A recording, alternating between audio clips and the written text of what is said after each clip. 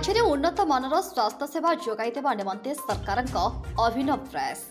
सरकार standing committee Dharanidhar medical college जिला मुख्य चिकित्सालय और तेलकोई स्वास्थ्य केन्द्र बुली स्वास्थ्य सेवार समीक्षा कर गस्त समय standing committee OPD trauma care centre आशु चिकित्सा विभाग निरामय औषध वितरण केन्द्र आदि बुली बुली देखा रोगी मानक सुविधा असुविधा संपर्क में पचारि बुझी शेष जिले में स्वास्थ्य सेवार अनेक असुविधा संपर्क में उपस्थित रोगी दृष्टि आकर्षण करते। एपरिक मेडिकल कॉलेज अनेक विभाग सह नमूना परीक्षा सुविधा नथिबारु एठाकु आसुथिबा रोगी माने अनेक असुविधार सम्मुखीन हेबा सह खर्चांत हेउथिबा मध्ये अभियोग करछन्ती। स्टैंडिंग कमिटीर अध्यक्षक कहबा अनुसार स्वास्थ्य सेवारे थिबा अनेक समस्या संपर्क में सरकार पूर्वरु अवगत अछन्ती। एहा परे मध्ये आउ कोन सबु समस्या रहिछि और उन्नत मानर स्वास्थ्य सेवा जोगाई देबाकू कोन पदक्षेप नियाजिबा उचित आमे आलोचना करी सरकारकू सुपारिश करिबो।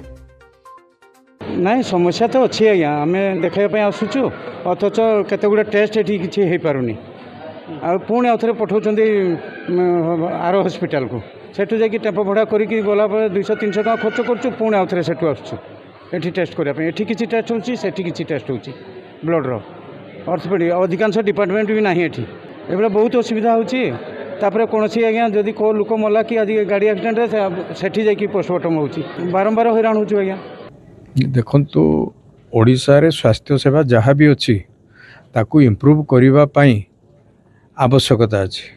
गोटे मुख्यतः डाक्तर समस्या सबु जगार डाक्तर अभाव अच्छी एटा आज दिन समस्या नुहे लंबा समय समस्या ये समस्या आमे केमती ओवरकम करिबा तापाई विधानसभा स्टैंडिंग कमिटी विभिन्न जिला गस्त करी जो मेडिकल कॉलेज गुड़िक होईजी से केमती फुल फ्लेज्ड काम करिवो एवं नुआ मेडिकल कॉलेज जो गुड़ाक प्रस्तावित अच्छी ताकू ठीक ढंग से काम हेले नुआ डॉक्टर बाहरी पारिबे।